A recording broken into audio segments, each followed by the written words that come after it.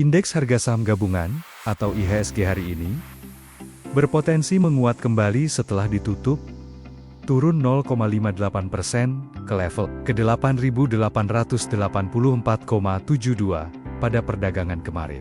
Tercatat net buy asing 205 miliar rupiah, dengan saham yang paling banyak dibeli asing, yaitu BBRI, ANTM, TLKM, ADRO, dan IMPC. Untuk perdagangan hari ini, Head of Retail Research, BNI Securities, Fani Suherman, mengatakan IHSG berpotensi rebound jika kuat bertahan di support ke 8.870. Untuk support IHSG hari ini diproyeksi berada di level 8.720 sampai 8.780. Sementara itu, resistance IHSG di rentang 8.930 sampai 9.000. 6 saham pilihan secara teknikal, yaitu emas, PGAS, BKSL, MSIN, ADRO, dan Cuan.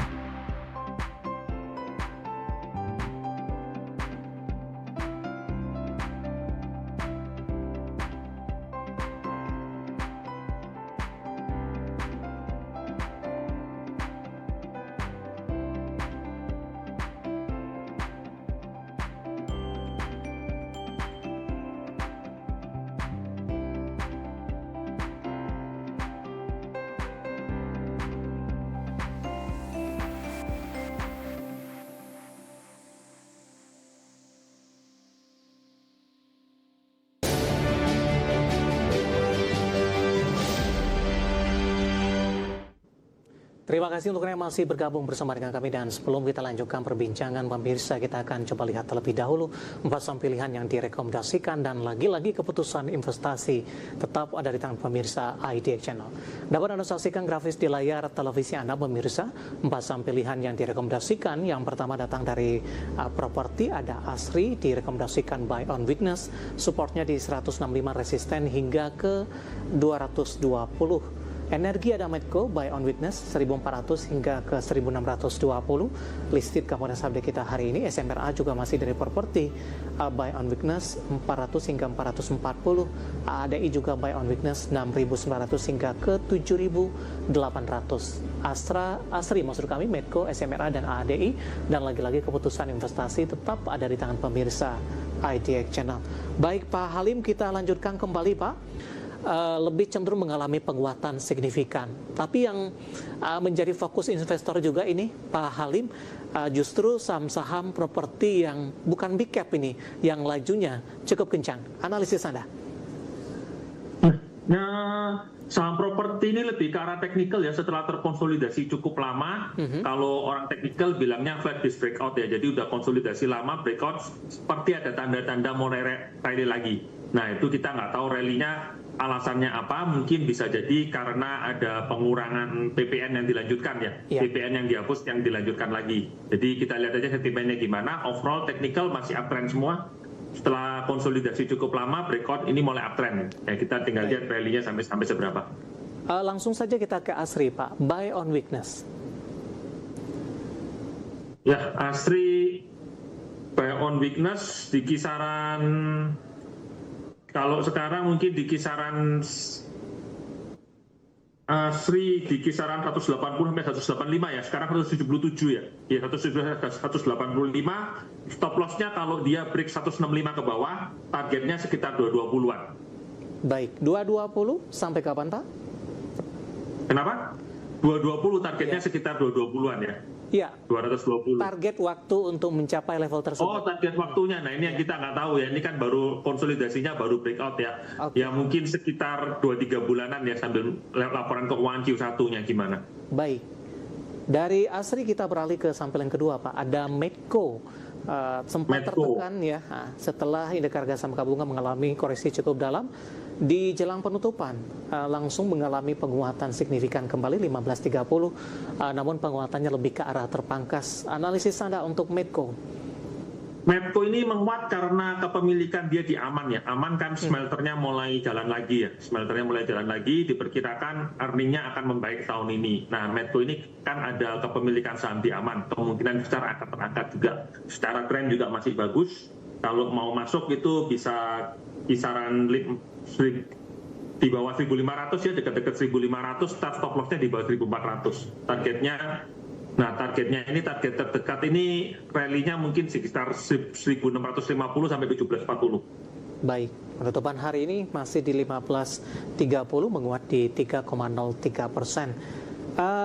Apa yang bisa dicermati Pak ketika Medco tertekan tadi ke 14.55?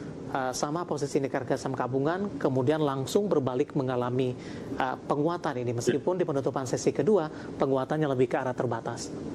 Jadi karena emasnya tadi ya, karena faktor amannya itu, kepemilikan Medco di aman ini akan mendorong earningnya. Jadi orang-orang melihat fundamentalnya cukup bagus dan tidak related dengan indeks MSCI ya. Jadi makanya reboundnya cukup cepat. Baik.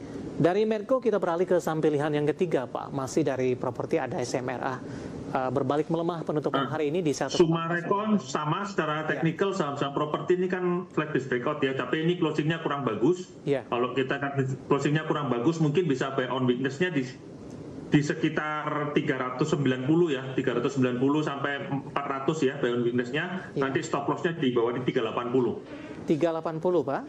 Iya. Stop loss-nya di bawah 380, targetnya sementara mungkin di kisaran 420 sampai 440. Baik, penutupan hari ini melemah di 398, tertekan di 1,49%. Intraday hari ini tadi sempat ke 424. Kalau ingin masuk SMRA, support yang bisa diperhatikan di berapa Pak? Apakah di 380 tadi atau ada support di bawahnya? Kalau bisa antara 380 sampai 390 lah. Karena stop loss-nya kan di bawah itu nanti ya, di bawah 380 ya. Stop loss-nya di berapa Pak? Di bawah 380. Kalau dia close di bawah 380, exit aja berarti. Baik, penutupan hari ini di 398 melemah di 1,49%. Kita beralih ke saham pilihan yang terakhir pemirsa. Ada AADI juga direkomendasikan buy on weakness Pak Halim. Saya akan coba cek juga di posisi penutupan hari ini. AADI melemah di 1,38%, 7.150. Lebih cenderung tertekan Pak, intraday tadi sempat ke 7.100. Ya.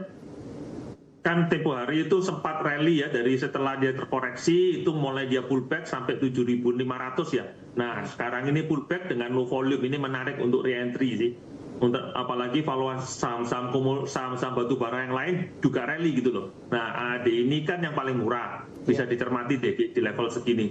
Top loss-nya di bawah 6.900. Target dia mungkin di kisaran 7.600, moving average 50. Baik, penutupan hari ini di 7.150 melemah di 1,38%. Target jangka menengah di berapa Pak untuk ADI? Di 7.650, moving average 50. Oke, 7.650. 7.650. Ini level terakhir kapan Pak? Sempat disentuh sebelumnya? 7.600 itu moving average 50 ya. Ini sekitar level di bulan November.